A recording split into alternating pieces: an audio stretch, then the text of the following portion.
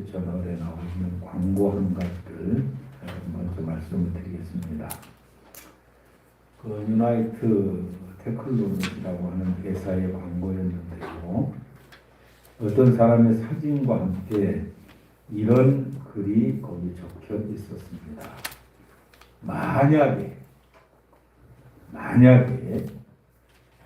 당신이 낙심해 있다면 이 사람을 한번 생각해 보십시오. 학력은 초등학교를 준비했습니다. 시골에서 구멍가게를 열었지만 파산했습니다. 남으로부터 빌린 돈을 갚는데 15년이 걸렸습니다. 장가를 갔는데 악처를 만나서 가정생활이 그리 행복하지 못했습니다. 상원위원회 2번 입법했으나 낙선하고 하원의원 선거에도 2번씩이나 포배를 마셨고요. 역사에 길이 남을 유명한 연설을 했지만 청중들은 관심이 없었습니다. 신문은 연일 그를 비난했고 나라의 절반에서는 그를 벌레처럼 싫어했습니다.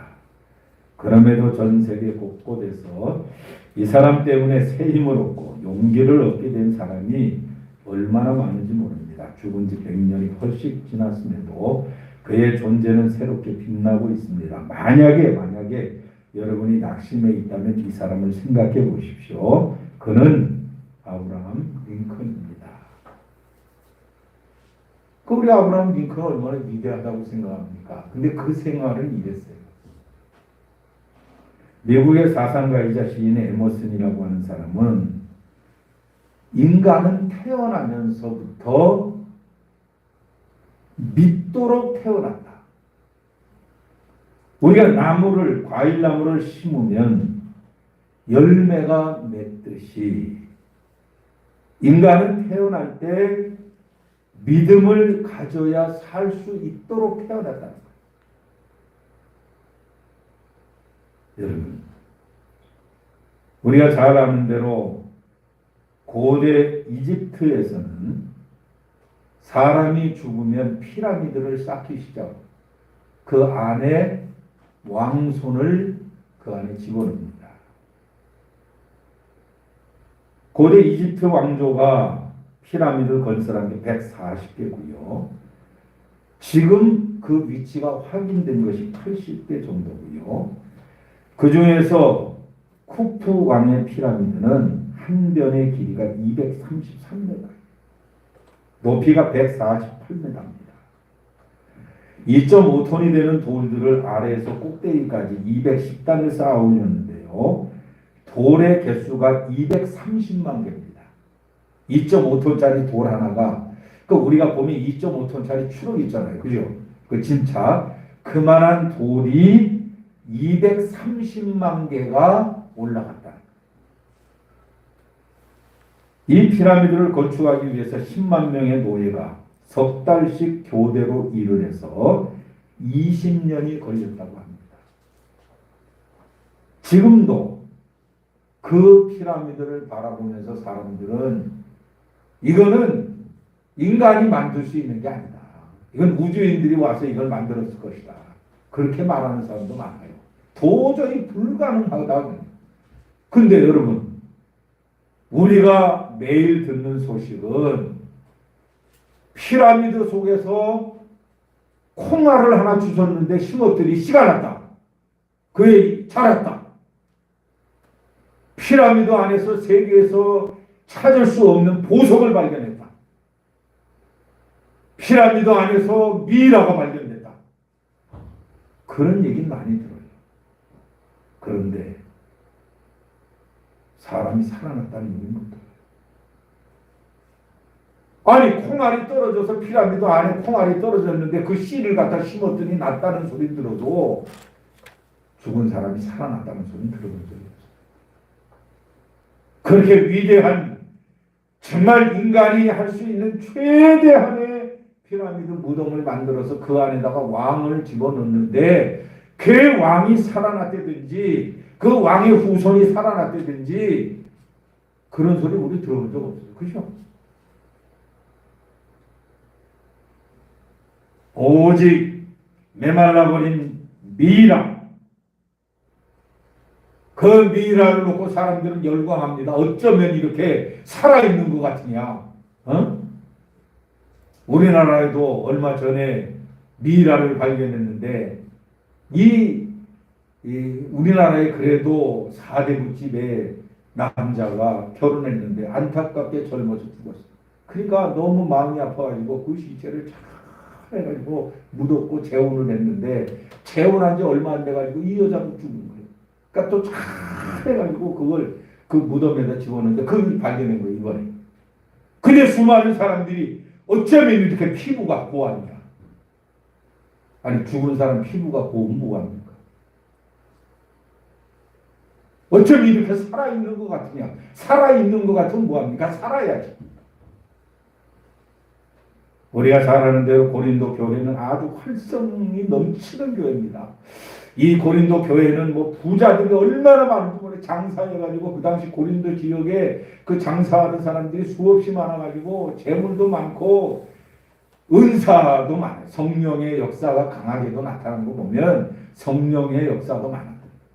근데 이 고린도 교회 사람들이 아주 잘못된 게 뭐냐? 영혼은 불멸하지만 육신은 불멸하지 않다. 이게 이제 헬라 사상이거든요. 무슨 부활이 있냐?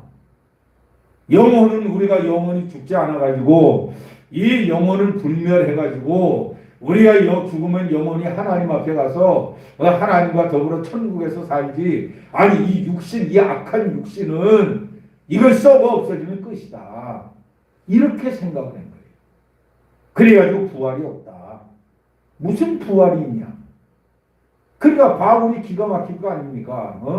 아무리 교회가 훌륭하고 교회가 위대하고 고린도 교회가 그렇게 왕성해도 신앙이 잘못되면 교회가 잘못된 거죠.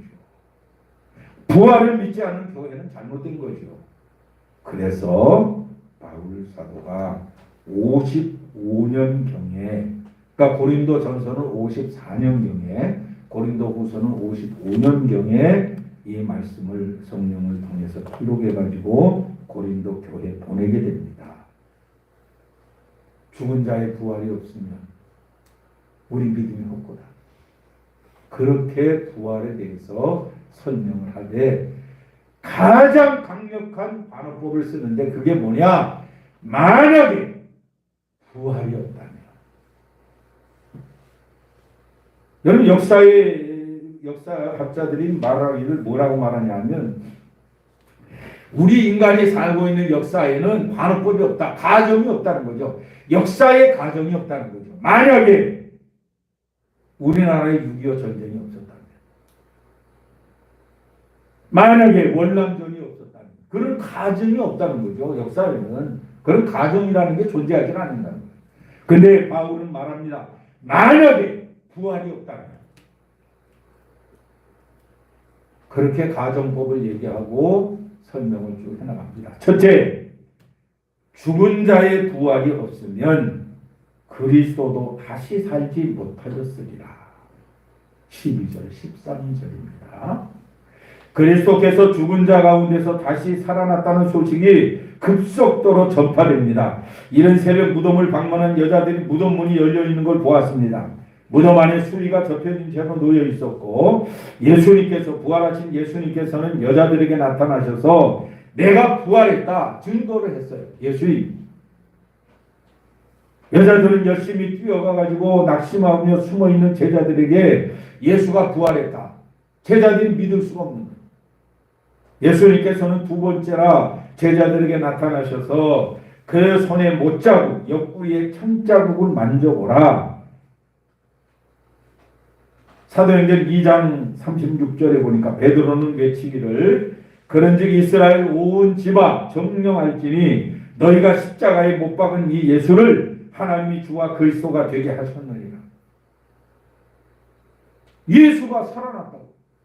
죽은 자의 부활이 없으면은 예수님이 어떻게 살아나느냐? 부활이 없으면 죽은 예수가 어떻게 살아날 수 있느냐?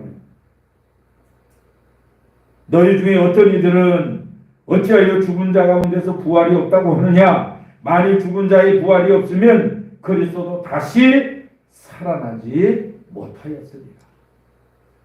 여러분, 근데 우리가 이제 그 예수님이 십자가에 못 박혀 죽으시고 그 무덤에 들어갔잖아요. 그때 그 바리새인들이 한 것이 있어요. 뭘 했느냐?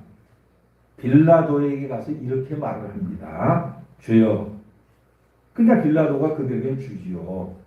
저 유혹하던 자가 살았을 때 말하되 내가 사흘 후에 다시 살아나리라 한 것을 우리가 기억합니다. 그러니까 제자들보다 이 바리새인들이 더 잘 믿은 거예요. 그죠? 그 말씀을 생각했잖아요. 저 유혹하는 자가, 그 예수님이 유혹하는 자라고 그랬거든요. 저 유혹하는 자가 이 땅에 살아있을 때 내가 죽은 지 사흘 만에 부활하리라 그렇게 말을 했는데 제자들이 와서 시체를 도적질하고 제자 백성들에게 말하기를 그가 죽은 자 가운데서 살아났다 이렇게 말을 하게 되면 이 사람을 믿는 유혹자들이 더 많아지니까 조심하라. 군대들을 세우라.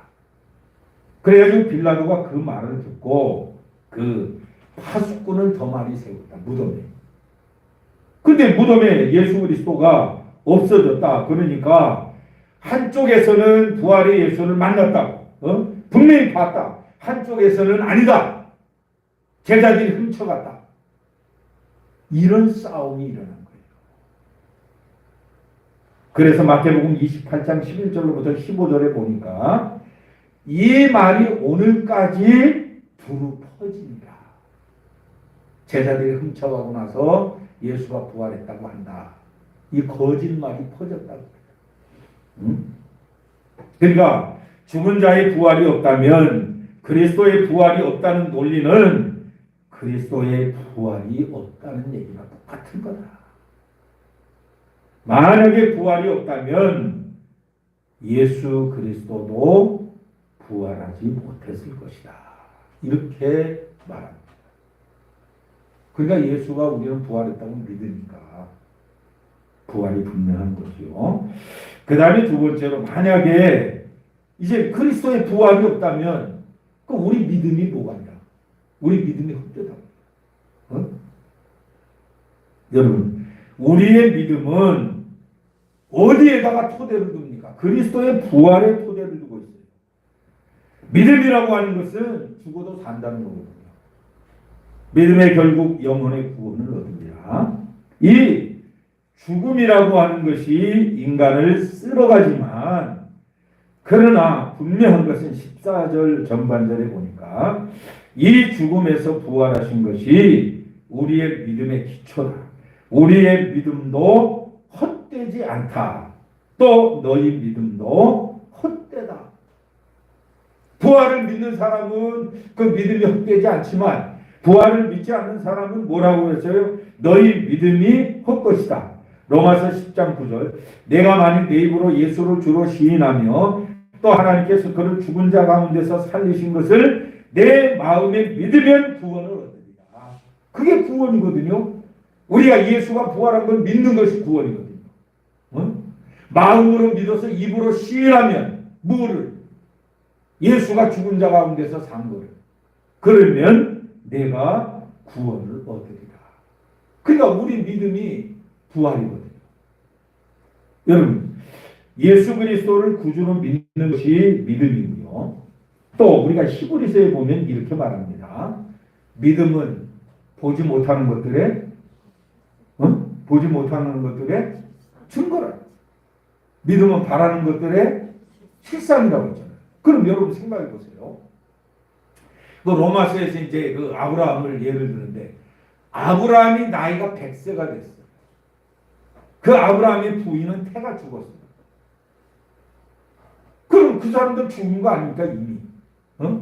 근데 하나님이 약속했잖아요. 아브라함에게 내가 아들을 낳으니 하루에 하늘의 별과 같이 바닷가의 모래알 같이 내 민족이 내 후손이 왕성하리로다. 아니 그럼 내가 나이가 100세가 먹고 내 아내가 태가 죽어서 아이를 낳을 수 없는데 그러면 그 사람들이 바라볼 수 있는 것이 뭐냐? 그 사람들에게 믿음이 뭐냐? 바라는 것들의 실상이고 보지 못하는 것들의 증거라고 했는데 그럼 그 사람들이 가진 믿음은 뭐냐? 부활이죠. 내 몸이 죽어도 내 부인의 태가 죽어도 그래도 하나님이 부활시키면 된다는 거예요. 그게 믿음 아닙니까? 근데 부활이 없으면 우리 믿음이 뭐예요? 여러분 우리가 왜 기도합니까? 기도는요 죽은 거예요. 예를 들어서 내가 뭘 기도하면 그건 이미 땅에 떨어져 죽은 거 아니에요? 근데 응답은 뭐예요? 부활 아닙니까? 아니 내가 기도해가지고 하나님 내가 이렇게 기도합니다. 그렇게 외치고 아멘하고 아이고 끝났다. 그 죽은 기도입니까? 아니죠. 우리가 기도하는 거 하나님이 응답해 준다는 것을 믿으니까 기도하는 거 아닙니까? 하나님이 응답해 준다는 건 뭡니까? 부활 아닙니까? 살려주는 거거든요. 살려주는 거. 그러니까 우리가 만약 믿음으로 사는데 만약 예수님이 죽은 자 가운데서 부활하지 않았다고 하면 그럼 우리 믿음은 뭐가 되는 거예요? 헛것이 되는 거라는 거예요. 아무것도 아닌 거예요. 그래서 2번씩이나 얘기를 합니다. 우리가 거기 보니까 뭐라고 말합니까? 14절에 보세요. 그리스도께서 만일 다시 살아나지 못하셨으면 우리가 전파하는 것도 헛것이요.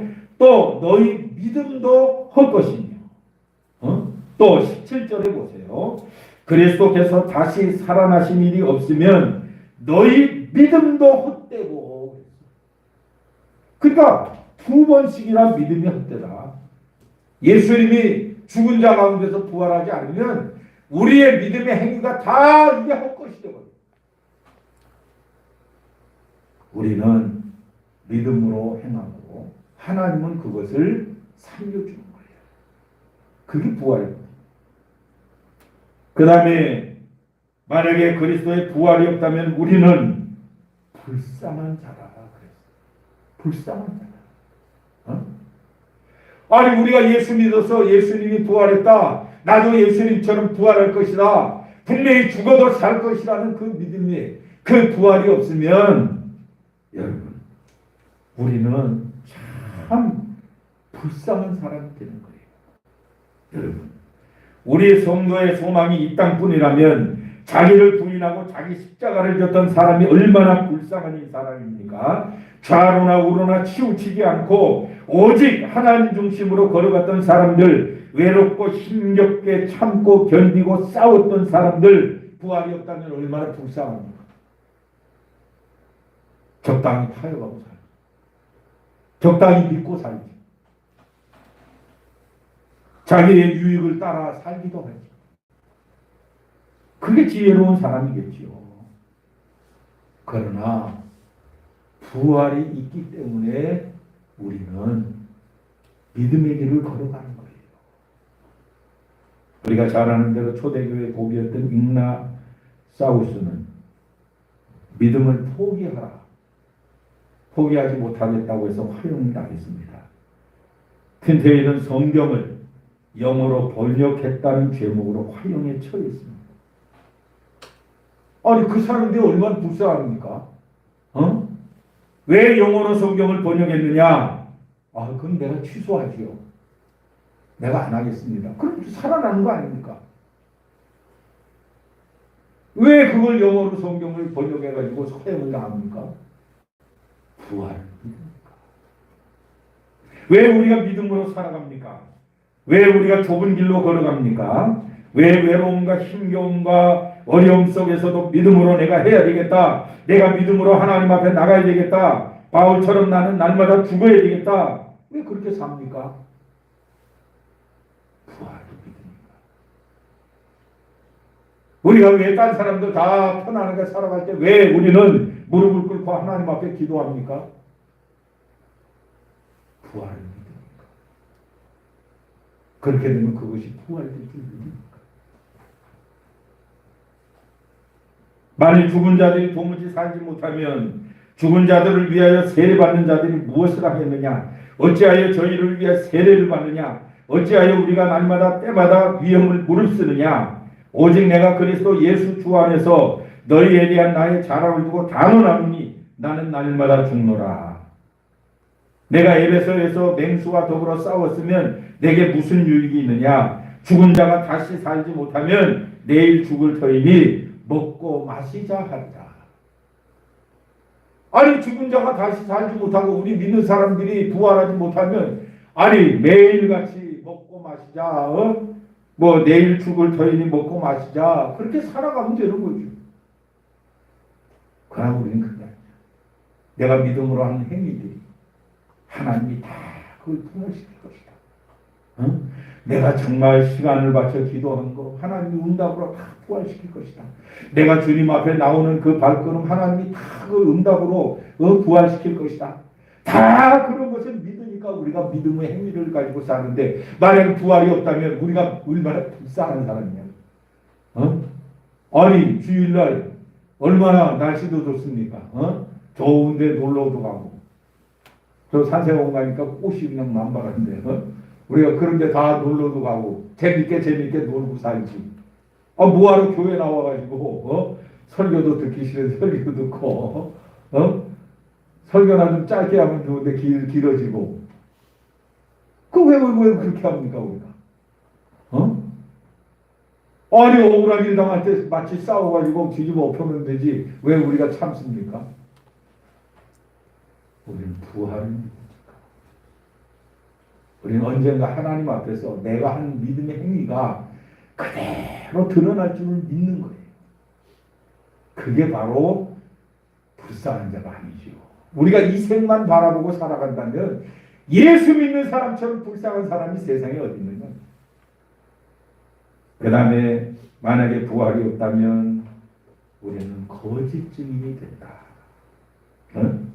우리가 예수님을 증거하는 것은 그 예수님이 이 생에서 내가 잘 살고 우리가 이 생에서 뭐 올바로 살고 그게 아니잖아요. 우리가 예수님을 증거하는 것은 영원한 하나님의 나라가 있다. 우리가 예수가 죽었다가 살아났다는 것을 증거하는 거예요. 우리가 하나님의 거짓 증인으로 발견되리니 우리가 하나님이 그리스도를 다시 살리셨다고 증거하였습니다. 그죠? 우리가 증거하는 건 뭐예요? 예수 믿으세요. 아니 그 죽은 예수 뭐하러 믿어요? 우리가 증거하는 것은 다시 살아난 예수를 믿으세요. 부활한 예수를 믿으세요. 부활한 예수님은 그리스도와 함께 부활한 예수 그리스도는 제자들과 함께 음식을 먹었고 제자들에게 사명을 주었고 500여 형제들에게 일시에 나타나셨고 그들에게 복음을 전파하라고 말씀했고 다메섹 도상으로 교회를 없애려고 달려갔던 바울에게 직접 나타났고 지금도 전 세계 수십만의 개신교 선교사들이 활동을 하고 우리나라에서도 전 세계 파송한 선교사들이 169개국 한 5만 명? 그럼 그 사람들이 다 거짓말하러 다니는 거예요. 그죠? 수많은 나라의 그 수많은 사람들이 다 거짓말하러 다니는 거 아닙니까? 여러분 사도행전에 보니까 이런 말씀이 있습니다. 우리가 잘 아는 대로 이제 가룟 유다가 예수님을 십자가에 팔고 자살했잖아요. 가룟 유다가. 그래서 제자들이 부활의 예수님을 다시 만나고 저들이 소명을 가지고 살아가면서 그 제자가 하나 없으니까 우리가 한 사람을 더 이제 끼자. 새로운 사도를 만들자. 그래갖고 새로운 사도 하나를 이제 제비 뽑아가지고 세웠잖아요. 근데 그때 그 새로운 제자를 세울 때 그들이 뭐라고 그랬습니까? 우리와 같이 예수님의 살아계심을 증거할 사람을 뽑자.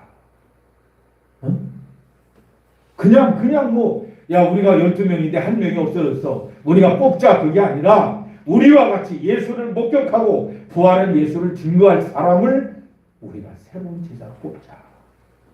그래서 대신 뽑은 거예요. 다른 거 아니에요. 부활의 예수를 증거할 사람을 뽑은 겁니다. 여러분, 우리가 어려운 시대에도 예수 그리스도는 부활한 것을 믿어야 됩니다. 만약에 부활 부활이 없다면 우리는 불쌍한 사람, 우리 믿음도 헛것입니다. 그러나 언젠가는 우리가 어려운 그런 환경 속에서도 정말 이 세상에 살면서 우리가 믿음으로 살아는 모든 것들을 우리 하나님이 다 부활시킬 것을 우리가 확실하게 믿기 때문에 오늘도 우리는 부활의 예수를 바라보면서 오직 믿음의 길을 걸어가는 우리 성도들이 되어야 될 줄로 믿습니다. 아버지 하나님 감사합니다. 부활이 없으면 그리스도의 부활도 없을 것이요, 우리의 믿음도 헛될 것이요, 또 우리가 이 생에서 부활이 없으면 지금 불쌍한 사람이요, 또 우리가 증거하는 복음도 거짓된 것이라고 했습니다. 죽은 예수를 하나님이 다시 살리셔서 만유의 주가 되게 하시고 그 주님을 우리가 믿으니 바로 구원받는다고 했습니다. 우리가 언제든지 부활의 신앙 든든히 붙잡고 이 어려운 시대를 승리하며 살아갈 수 있도록 복을 내려 주시옵소서. 예수님 이름으로 기도하옵나이다. 아멘. 우리 주보 좀 전에 우리 봉헌송